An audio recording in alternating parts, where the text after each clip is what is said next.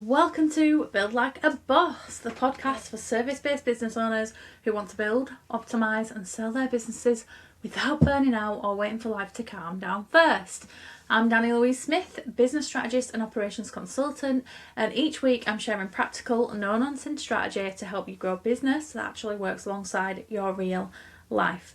So whether you're a coach, consultant, freelancer or service provider, this podcast is your shortcut to clarity, stronger systems and more consistent sales. Around here we focus on building on sustainability even when life is unpredictable. No fluff, no hustle culture, just smart strategic action. Let's get into it. Hello and welcome back to Build Like a Boss. I'm Dani Louise Smith and today we are talking about something that I think is genuinely one of the most underrated business growth strategies out there, and that thing is repetition. Now before you switch off and think, Dani, that sounds incredibly dull, stick with me because I genuinely believe that this one concept, when you really understand it and apply it to your business, can change everything. Repetition is the mother of mastery. You might have heard that phrase before, and today I want you to break down what it actually means for you as a service-based business owner, why most people get it wrong, and how you can use it to build a more consistent, more profitable business without adding a single new strategy to your plate. So first I want to talk about why we keep chasing new things. So I want to start by asking you something. How many times in the last 6 months have you started a new strategy, a new platform, a new way of showing up, and then quietly stopped doing it a few weeks later? If you're nodding along, you're not alone. And I see this constantly with business owners, and honestly, it's not your fault. It's not. We live in an online world that is absolutely saturated with new ideas, new tactics, new trends. Every week there is something new that people are telling you that you should be doing. There's a new content format, or there's a new platform, there's a new way to write your emails or structure your offers or show up on social media. And then the message, often unspoken but very much true, is that you're not doing the new thing, then you're falling behind. And that's not true at all. So what do? You pivot. You try the new thing, you abandon what you've been doing because you've done the shiny thing and it didn't really work. You abandon it, there's this new thing, and you take that on instead. Before you've had a proper chance to see what you've just done works. And then that new thing doesn't deliver the instant results either, so you move on again. And then the cycle continues and continues and continues. And the problem is not that you're lazy or inconsistent or that you're not cut out for this. The problem is that you've been led to believe that new equals better, and in business that's rarely true. And what the problem is you're consuming new strategies all of the time and implementing bits of strategies before you're able to have a full strategy that you consistently tackle and are able to try again and refine and see if it gets results. So, what does repetition actually mean when it comes to your business? Let's talk about that. Because I'm not talking about doing the same thing on autopilot without any thought on intention, definitely not.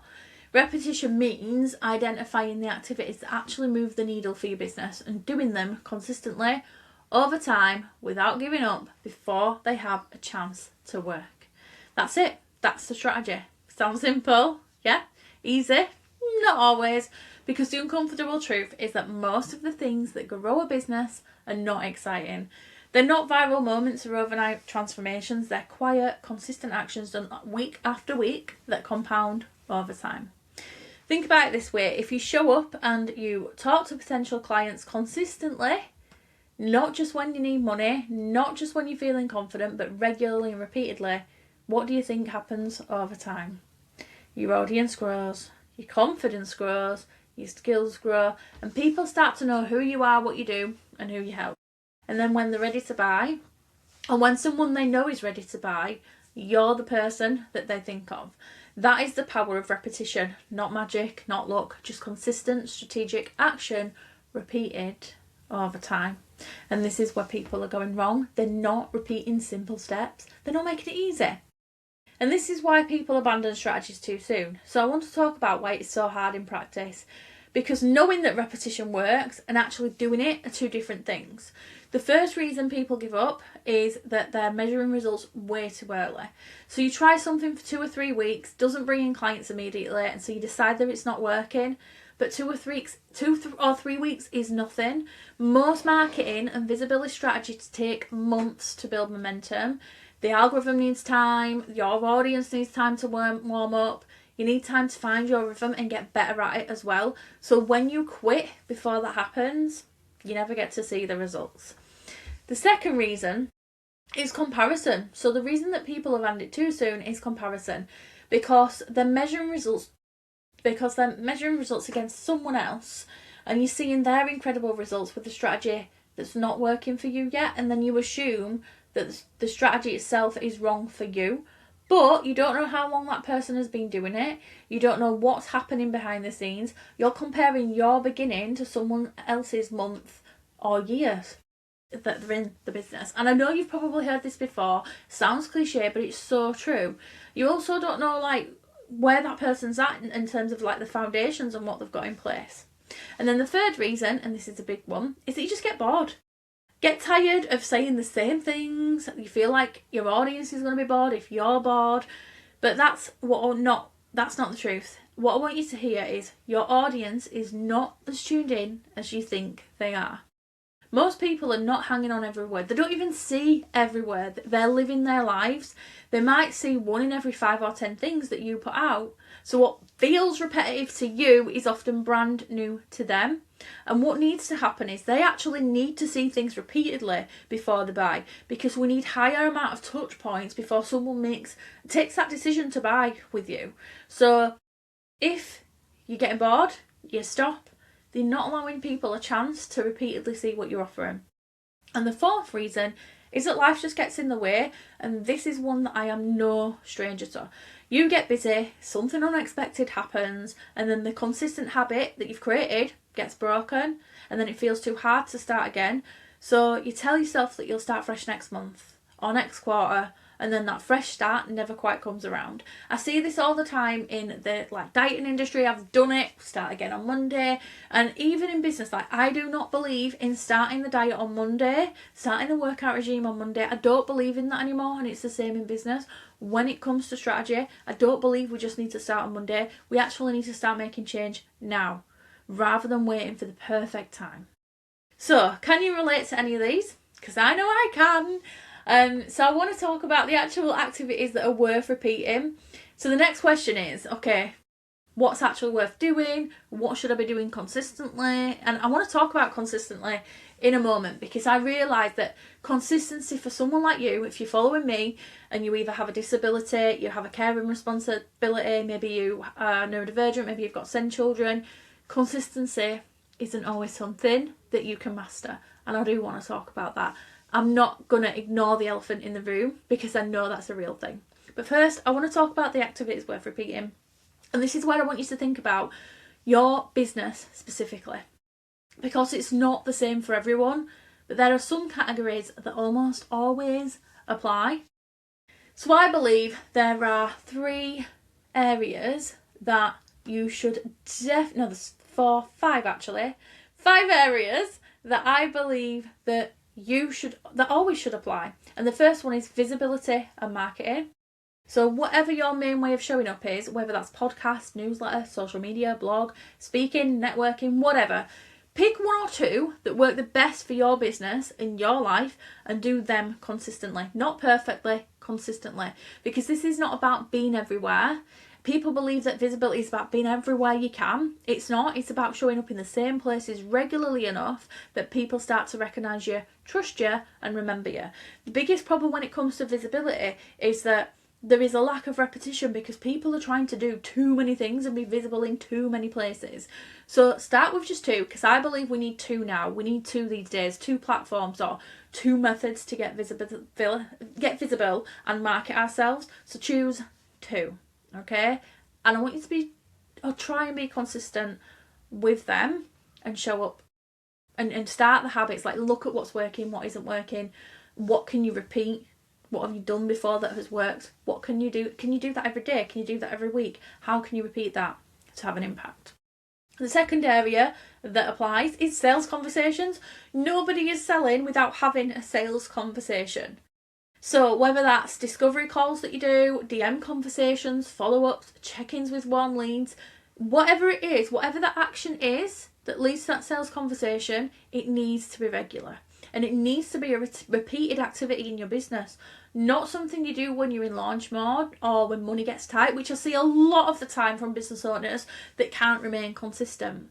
It actually needs to be something you do every single week. So I see it a lot where a business owner creates a new service, they do a massive launch, they do all the DMs, do all the follow-ups, do the discovery calls, they launch, and then they'll probably get a few sales, and then they go disappear for a few months, and then they come back and they do it all again.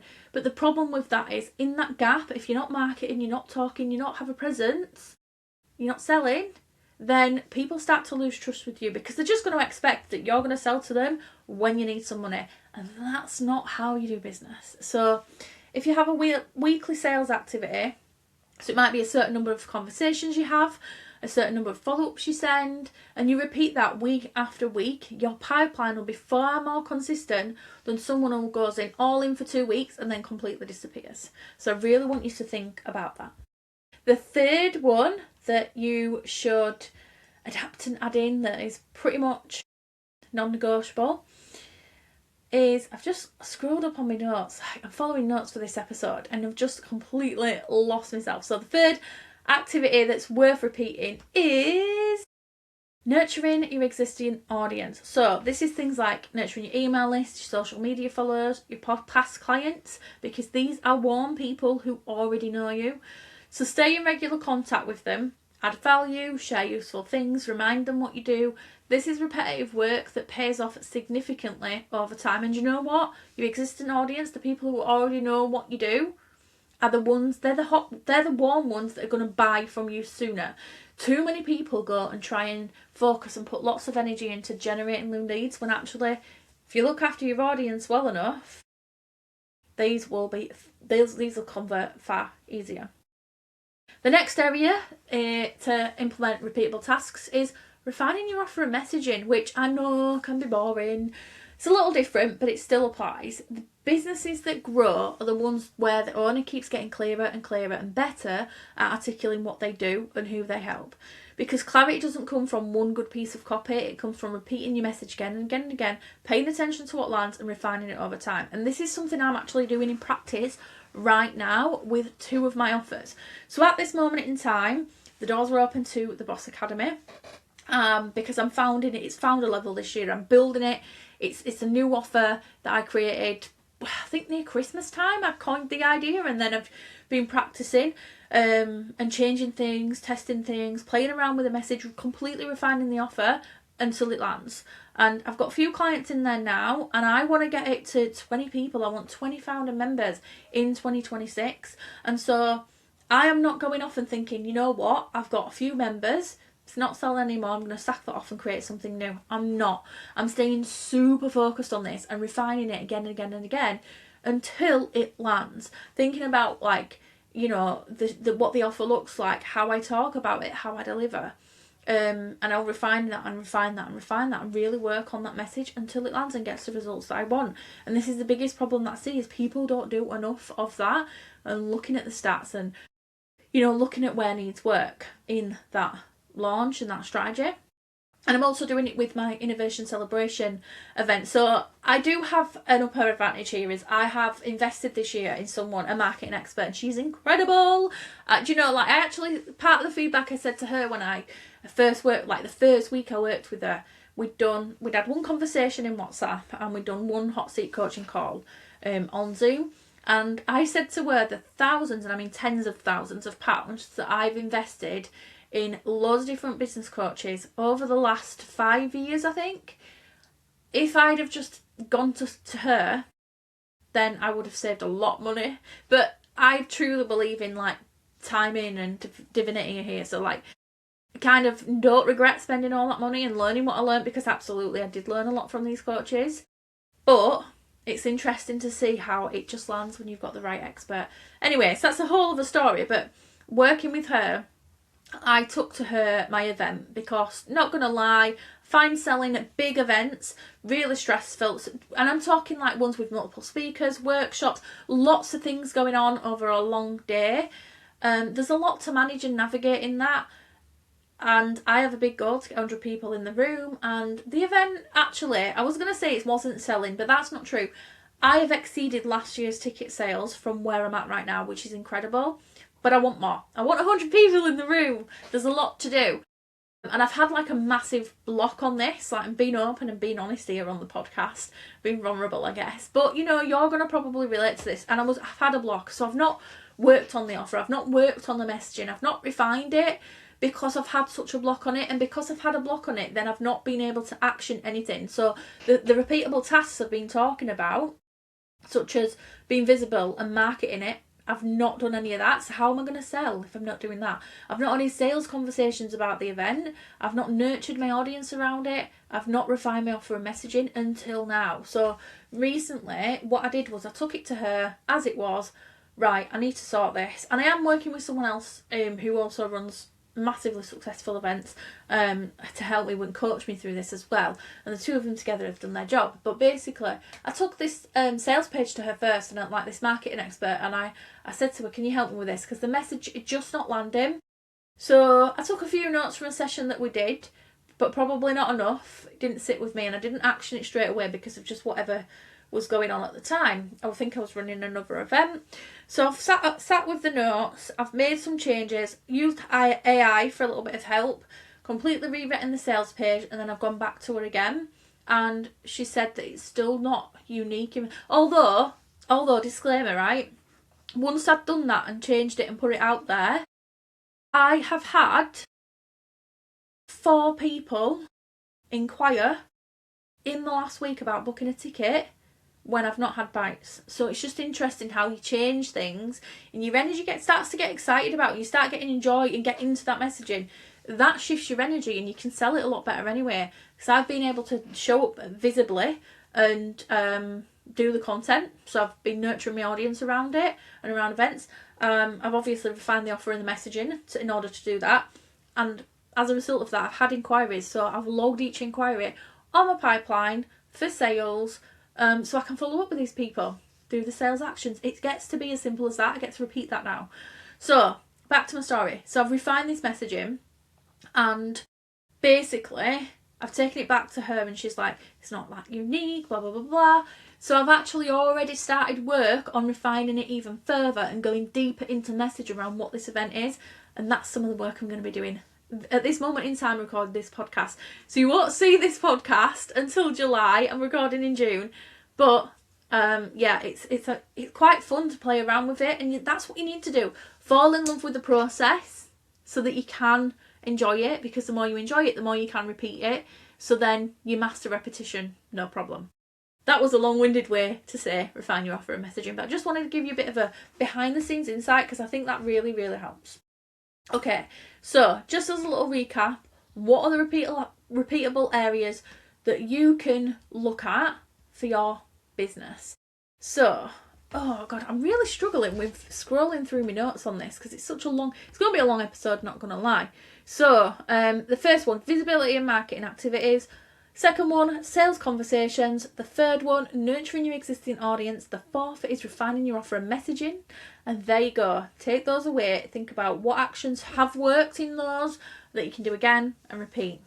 That's where I would start. So, I want to talk about simplicity, and it's a competitive advantage, because I feel strongly about this, and the idea that simplicity is a competitive advantage. So in a world where everyone's trying to do everything, like I've said, be on every platform, do every content format, follow every new trend. Like, notice I do not follow trends. Not really. If you catch me doing a trend, it'll be a surprise. Anyway, so in a world where we're doing that, right? The business owner who picks a few things and does them brilliantly and consistently is going to win every single time. So I just want you to be mindful of that. Because I've worked with business owners who have done a tremendous amount of activity but seen very little return. And when we strip it back and look at what's actually generating inquiries and clients, it's always almost always one or two things, and everything else is just noise. So we'll look at things like visibility and marketing. We'll look at things like the sales process. We'll look at things like refining the message. We look at all those things. So part of embracing repetition is also giving yourself permission to do less. And let me tell you, I've done this year. Oh, it's such a breath of fresh air. I mean, I'm still doing a lot. I'm still juggling quite a lot of projects. But the fact that I am focusing in on one offer, the Boss Academy, and my event mostly, with 2 more projects behind the scenes, right, is enlightening. Because just imagine if I sold this, got very little results, and gone and created something new. There is so much more work in going and creating a new offer than there is to just continue to refine what you currently have. So the art of repetition is actually giving you permission to do less, because you don't have to recreate something new each time. So it's about being able to show up and say, this is my thing, this is what I do, this is how I show up, and this, I'm going to do it really well and consistently, rather than spreading yourself so thin that nothing gets the attention that it deserves. This is where it's allowed to be simple, repeated, strategic actions that will outperform complicated, scattered action and inconsistent ones. Now, I did say I was going to talk about consistency. I actually want to start with talking about the difference between consistency and being stuck. So I know you'll be thinking, but Dani, what if I'm repeating isn't working? Isn't that just the definition of being stuck? So that's a really fair point. So let me analyse that, right? Being strategically consistent means repeating activities that have evidence they work. So have a look at that, right? It's things that are given a genuine fair chance to work. Give it some time, but also pay attention to the results and make smart refinements on the way, because being consistent is not just enough. And I feel like a lot of the time, a lot of training you do might be like, this is what you need to do, and then be consistent with it. But actually, there's a third element to that. You need to look at what you're doing and see how it performs, because being stuck means doing the same things over and over again with no awareness, no reflection, and no willingness to adjust.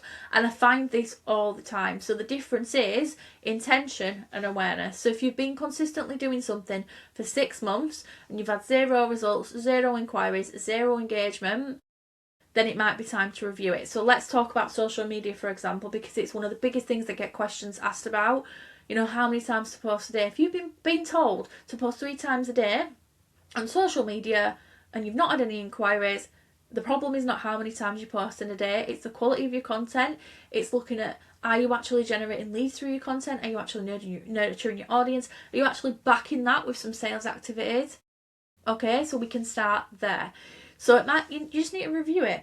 But if you're doing something for 6 weeks and it's not brought in 5 clients, that's not a sign that it's not working. It might be just a sign that it needs more time. Remember, repetition, not only in the actions that you do, but in how your audience receives the message that you have as well.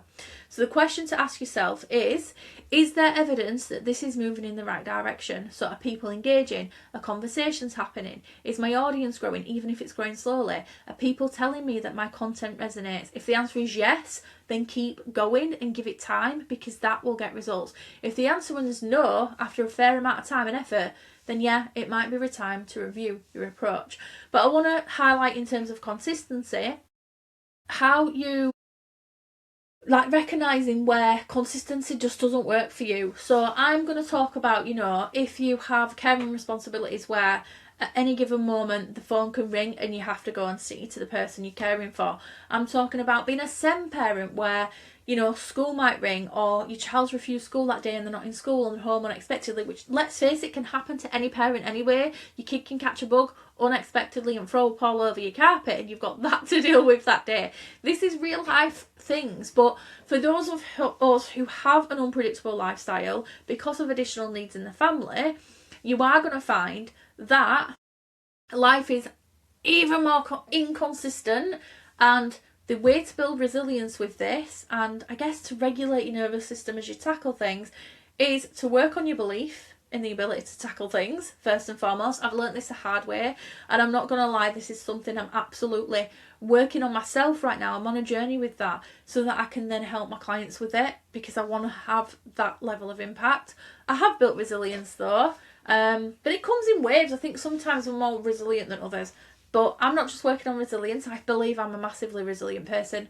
I'm working on the belief that I can handle anything that comes my way, and I want to be able to pass that on to my clients in future, because if we can just change that one thing, that's going to have an impact on how you can remain consistent, because it just means that if I don't show up today because my kid's off school, I'll still get up and show up tomorrow. And it's interesting how I've started this work only about 2 weeks ago, and this time last week, I record these episodes on a Monday. My son was ill and he was off school, and that massively disrupted my day. And you know what? At the end of the day, I was mega frustrated. But the next day, he weren't back at school, but my husband home that day. I got to it. I got so productive and I had the best week because I just told myself that I could handle this and I could do it anyway. And so I did. And it is about what you believe you will actually do. But how do you actually remain consistent when life is unpredictable and these things keep showing up and they stop you in your tracks, which happens? You've got to tackle things differently. Now, I believe in organisation. I massively believe that you've got to be organised in order to do it. And there is a caveat to that, and that is that you can be as organised as possible, but still the unexpected can happen. However, if you have systems in place, processes or step-by-step formats or a rhythm that you can follow, what happens is it's easy for you to get back on plan. So in terms of like repetition and doing sales activities, for example, if you have a checklist, which is what I use, and I know not everybody likes a checklist, you've got to choose your way, but my form is a checklist. I have a checklist of tasks, sales activities, visibility activities that I can do, right? So I can open that up every day and go and tackle them. Now, if I didn't have that list, I would sit there in my head thinking, I need to get my business visible today. I need to sell my offer today. I need to nurture my audience today. And I'm going to spend more time wondering how that's going to happen. And then distraction happens, disaster happens, whatever has been unpredictable in my day. There's no way I'm going to be able to pick that back up. Whereas if I have a strategy, I have a system, I have a process, a list, just something that I can refer to get this done, that is repeatable, that I can tap into, I'm more likely to be consistent because I can deal with and face the disaster, the distraction, whatever's happening in life.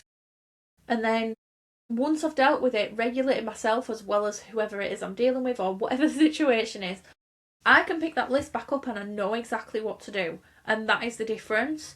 The difference is the strategy with how you deal with it. And I 100% believe that consistency is possible for you, even when your life is unpredictable, even though when you feel that it can't be. It's just about how you navigate it. So it's really challenging to talk about without a specific circumstance, but you know, you've got to have nuance as well in that scenario. Like, how can I be consistent today if, say, you're ill, for example, say it's your disability? And this is something that I've had to navigate recently because I've got issues with my hands going on.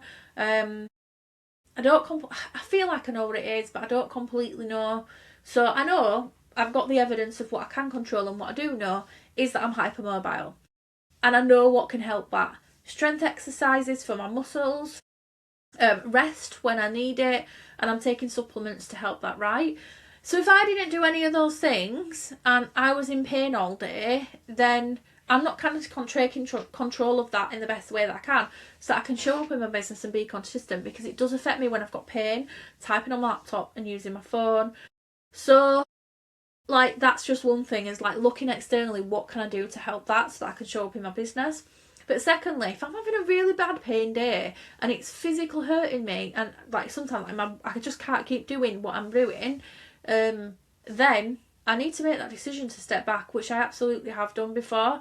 So that's kind of like a real life example, is I'm not dropping the ball. It's about having the level of leadership where you don't just stop that day because you're in pain. You pick it up when the pain eases, or tomorrow, or whatever that needs to look like. You've just got to find your rhythm.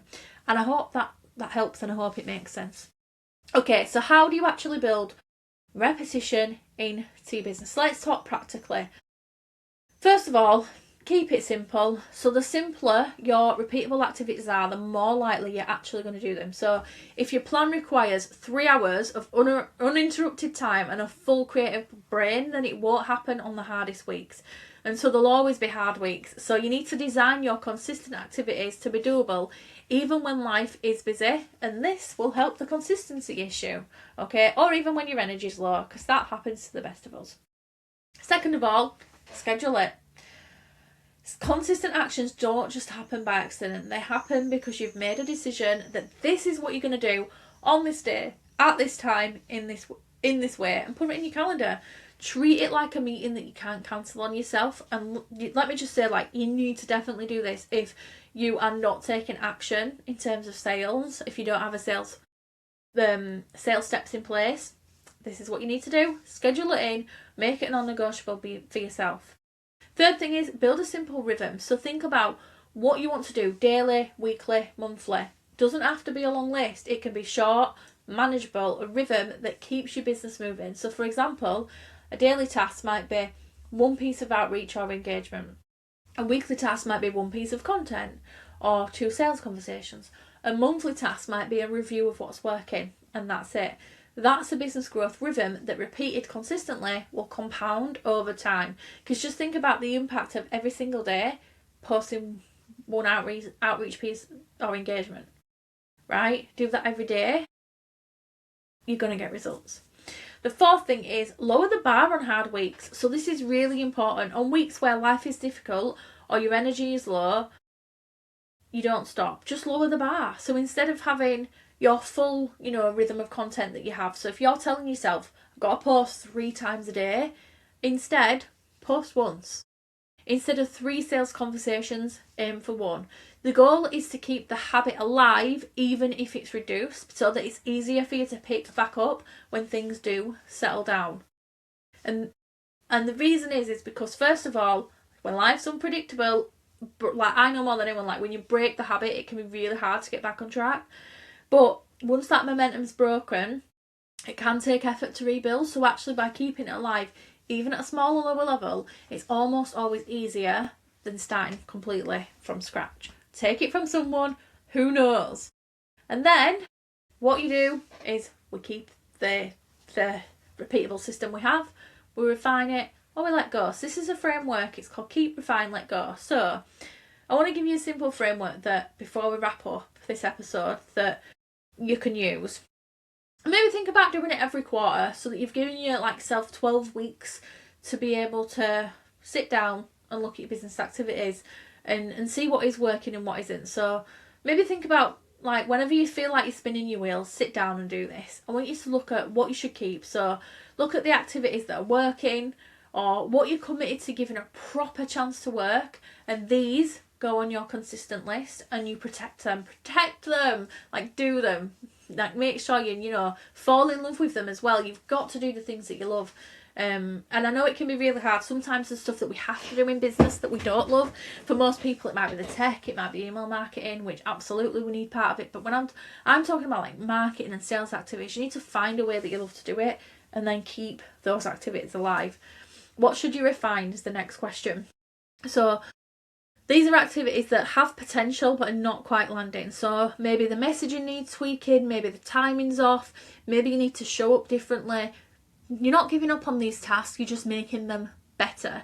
So often I see it's usually marketing and social media content that people need to look at this. And then finally, what should you let go? So these are activities that genuinely aren't aligned with your business, your audience, or your capacity. These are the things that you've been doing out of obligation or because you thought that you should. Let them go, so you can free up space and capacity for the things that actually matter, that are going to get the results. And this is how you stay strategic without getting stuck, because you're not changing everything constantly, but you're also not blindly repeating things that are not serving you and are not working. So to bring this all together, remember that repetition is the mother of mastery, because mastery only comes through doing. It comes from taking action, through showing up again and again and again, through getting better slowly and steadily at the things that matter the most in your business. It's not glamorous, it doesn't make a great Instagram post, but it is the foundation underneath every business that looks like an overnight success from the outside. So pick your things, Do them consistently, give them time, and refine as you go. That is the strategy. If this episode, I can't talk now I'm coming towards the end of it. If this episode resonated with you, I'd love to hear from you. Come and find me and let me know what your repeatable activities are going to be, or if there's something you've been doing consistently that is starting to pay off. I love hearing those stories. And if you know another business owner who needs to hear this message today, please share this episode with them. It really does help the podcast grow, and it means I can keep making episodes like this one. Make sure you hit subscribe. Leave us a comment as well on whatever platform you've watched this on, because I'd love to connect with you. I'd love to see your feedback. Until next time, take strategic action and keep it simple, and I'll speak to you again soon.